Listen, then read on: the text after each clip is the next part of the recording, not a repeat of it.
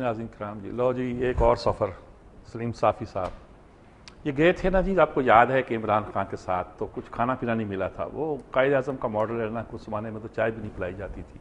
شاید جہاں بھی رسم تھی کہ کچھ کھایا پلایا نہیں جائے گا تو یہ تھا. یہاں غلطی ہو گئی, حفیظ اللہ نیازی تو ساتھ تھے نہیں نا, ورنہ کھانے پینے کے علاوہ کام کیا ہوتا.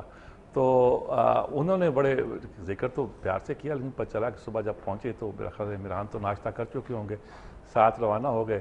اور پھر وہ ظاہر ہے کہ اس کا رزلٹ جو تھا وہ بہت ہی ڈیفرنٹ نکلا جی. اب اس بات کو اب پیغام آ گیا ان کا میاں صاحب کا کہ پشاور چلنا ہے بھائی, اسلام آباد سے آپ ساتھ چلیں, وہاں جلسہ ہے. تو یہ ان کو روانہ کیا گیا. تو ان کا خیال ہے, ان کو لکھا بھی ہے کہ شاید اسی وجہ سے وہ اس کالم میں ذکر تھا, تو انہوں نے ہمارے کھانے پینے کو زیادہ انتظام کیا جی. چائے کعوہ فلانا موجود ہے. یہ ساتھ کون تھے؟ ساتھ ایک ہمارے پرویز رشید صاحب تھے, اور ساتھ شاید سینٹر پرویز رشید کے ساتھ میجر عامر تھے جی. مجھے اب اندازہ ہوا کہ میجر عامر پھر ایکٹیو ہیں مسلم لیگ نون میں. وہ ایکٹیو تو ہمیشہ رہے ہیں جی. وہ لیجنڈری فگر ہے ہماری افغان جنگ کی, اور ویسے تو نام ان کا آیا تھا بریگیڈیئر امتیاز کے ساتھ اس معاملے میں جب وہ کانسپریسی پکڑی گئی تھی, لیکن یہ افغان وار میں بہت کمال کا کام کیا جی. He was the future general of Pakistan army. لیکن ظاہر ہے کہ اور بڑے ایک دین کے اور پاکستان کی محبت رکھنے والے شخص ہیں, وہ بھی ساتھ تھے. تو بہرحال وہاں گفتگو ہوئی اور اچھا تاثر پڑا ہے صافی صاحب پہ جی. اس میں کھانے کا کمال نہیں ہے جی, لیکن تاثر اچھا پڑا ہے. اور انہوں نے اس کا تذکرہ بھی کیا ہے. ایک تو انہوں نے کہا جی کہ انہوں نے بات کی کہ زرداری صاحب کو ہو کیا ہے, یہ میرے باپ کے بارے میں ایسی باتیں کر رہے ہیں یا گفتگو کر رہے ہیں. اور انہوں نے تو خاص کو جواب نہیں دیا. انہوں نے کہا یہ تو کوئی زیب نہیں دیتا. کہ تذکرہ کہ شہباز شریف صاحب بھی تو لگے رہتے ہیں نا ان کے خلاف, میں کھینچ دوں گا.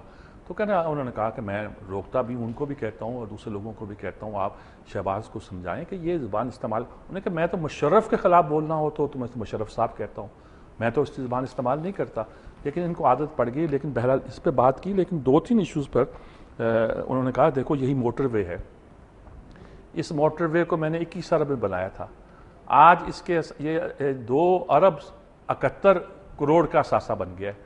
اور اس کو پلیج کر کے نا جی, رہن رکھ کے یہ کچھ قرضہ لینا چاہتے ہیں. ضرورت یہ ہے کہ موٹر وے پہ انٹرنیشنلی رواج جو ہوتا ہے کہ 10 سال پر اس کی کارپیٹنگ ہوتی ہے دوبارہ, وہ کرائی جائے. ہمارا خواب تھا یہاں سے چلے گی, گوادر تک پہنچے گی, تاشقند تک جائے گی, ایک تجارت کا رستہ بنے گا, کراچی تک بھی اس کو لنک ہوگا. کہنا وہ خواب بیچ میں رہ گیا جی. اور ان لوگوں نے اس پہ یعنی کہ بالکل اس کو کسے کہتے ہیں نا, انہوں نے کہا دیکھیے میرے پاس اب بھی بہت خواب ہیں. کیا کیا خواب ہوں گے, اس وقت میں نے یہ کر دیا تھا جو ان لوگوں کی وجہ سے دبے کے دبے رہ گئے, اور پھر بھی آپ ہماری مخالفت کرتے ہیں. اور بہرحال یہ کالم مجھے مزیدار لگا ہے, اس لیے مزیدار لگا کہ یہ کھانے کا کالم نہیں ہے. ویسے نذیر ناجی صاحب جو ہیں انہوں نے کہ جنگوں کے بارے میں کہا کہ جنگیں بڑی زیانکاری پیدا کرتی ہیں, تباہی کرتی ہیں معاشرے کو, لیکن پھر بھی انسان جنگوں میں ملوث ہو جاتا ہے. ارے بھائی فرائیڈ نے تو لکھ رکھا ہے جی, جب ہم ڈارک سائیڈ آف ڈیموکریسی دیکھتے ہیں تو فرائیڈ کا یہ بات تو خاص طور پر پڑھنے والی ہوتی ہے کہ یہ معاشرہ ایسا ہے کہ اس کے اندر ڈسٹرکشن ہے, اور جس کو آپ یہ ڈیموکریسی اور یہ سسٹم کہتے ہیں, یہ اپنے اندر ایک تباہی اور ڈسٹرکشن لے کر آتا ہے. اور اسی لیے جنگ عظیم دوسری شروع ہوئی. اس سے پہلے اس نے کہا جنگ عظیم, پہلی جنگ عظیم اور دوسری جنگ عظیم کے درمیان غالباً ان کے یہ آرٹیکل ہیں, ان کے بیانات, جس میں امریکہ کے خلاف بھی بڑا بولا تھا. امریکہ جا رہا لیکچر دینے کو, نہیں کہ یہ سرزمین صرف اس کام کے لیے کہ آپ جہاں جائیں لیکچر دیں اور پیسے کمائیں, اس کے علاوہ کسی کام کے نہیں. These ugly Americans are good for nothing. تو وہ اس معاشرے کے خلاف تو ان کا رجحان تھا. لیکن یہ خاص طور پہ آپ کہتے ہیں کہ جنگیں جو ہماری گھٹی میں پڑی ہوئی ہیں, تو پھر انہوں نے واقعہ لکھا کہ ان کے دوست مرزا فاروق تھے, کون تھے وہ, غیر ملکی جاپانی ٹیم آئی, ان کو کوہ پیمائی کا ان کو شوق تھا, وہ ان کی گائیڈ کو. انہوں نے واپس آ کے کہا صاحب وہاں پہنچے تو انہوں نے آگے سے ہمیں لگا کہ انڈین جھنڈا لگا, انہوں نے کہا آگے نہیں جانا, اور کہا چلو آپ واپس پلٹ جاؤ, جو ہم اب ہمارے قبضے میں جگہ. لوگ پاکستان کی طرف سے جاتے تھے, رستہ یہی تھا.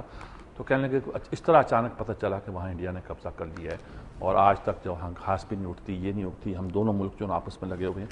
تو اس سے ایک تو یہ پتہ چلا کہ اس کا ہم سراغ کیسے, انہوں نے کہتے ہیں میں نے خبر دے دی تھی. اچھا جی ایک اور ہے, Sufi message from a Pakistani president. اور مجھے خوشی ہوئی ہے کہ ہم عام طور پر اردو اخبارات ایسے مضامین کو 2 دن لیٹ شائع کرتے ہیں, لیکن اس نے نئی بات نے آج ہی اس کا ترجمہ بھی شائع کر دیا. میں نے دونوں ساتھ رکھے ہوئے ہیں دیکھنے کے لیے. ظاہر ہے کہ یہ سعید نقوی صاحب انڈین ہیں اور the writer is a senior journalist television commentator and interviewer. تو انہوں نے بہت ساری حوالوں سے ان کو لکھا ہے کہ ایک غلطی بھی کی ہے کہ خواجہ معین الدین چشتی کے باقاعدہ مرید حضرت امیر خسرو نے ستار طبلہ اور راگ دریافت کیا. خواجہ معین الدین چشتی کے مرید نہیں تھے بھائی امیر خسرو. خواجہ معین الدین چشتی کے مرید اور خلیفہ حضرت قطب الدین بختیار کاپکی کے مرید اور خلیفہ اور بانی ثانی سلسلہ چشتیہ حضرت خواجہ فرید الدین شکرگنج کے مرید حضرت نظام الدین اولیاء کے مرید تھے. 1 2 3 4 رابطے جو بنتے ہیں اس کے بعد وہ بند کرتے ہیں. بہرحال ایسے ہی شوق ہے. تو ان کا کہنا ہے کہ جی صوفیانہ پیغام بڑا محبت رواداری، یہ جو عام ایک لہجہ ہے کہ تصوف کا مطلب یہ ہے کہ محبت بھائی چارہ سب کو ملا کے چلنا، اسی کو لیا جائے. یہ بنا لیا جیسے امن کی آشا تھے صوفیہ اور کچھ نہیں تھے. تو انہوں نے کہا کہ وہ یہ وہاں گئے ہیں تو یہ اچھی سمبلزم. دیکھو بھائی سمبلزم تو کمال ہے. میں تو کہتا ہوں کہ اگر خواجہ غریب نواز کو سمجھنا ہے تو یہ جان لو کہ ان کو نائب الرسول فی الہند کہتے تھے. اور سمبلزم یہ تھی کہ جب وہ یہاں آئے اس وقت آئے جا کے سلطنت محمد غوری نے آ کے جہاں بادشاہت قائم کرنے کا آغاز کیا تو ہند کا مسلمانوں کا تعلق دیکھو. محمد بن قاسم آئے، کچھ دیر وہ رہے اور وہ واپس چلے گئے. محمود غزنوی آئے، انہوں نے علاقہ سارا فتح کیا، 17 حملے کیے، اپنے نائب مقرر کر کے واپس چلے گئے. لیکن محمد غوری پہلے وہ شخص تھے جس کے بعد جہاں سب کانٹیننٹ میں ایک حکومت قائم ہوئی. تو محمود غزنوی کے بعد تو حضرت بابا داتا گنج بخش آئے جن کی سمبلزم یہ تھی کہ اس وقت گویا اسلام کے لیے انہوں نے یہاں بیٹھ کر ایک مرکز اور تربیت گاہ قائم کی لوگوں کی مزاج کو ٹھیک کرنے کے لیے. اب جب خواجہ معین الدین چشتی آئے تو یہ سینیریو بدل چکا تھا. اب ہند میں گویا اسلامی سلطنت کے قیام کا آغاز ہونے والا تھا اور تربیت کا ایک نظام قائم ہونا تھا.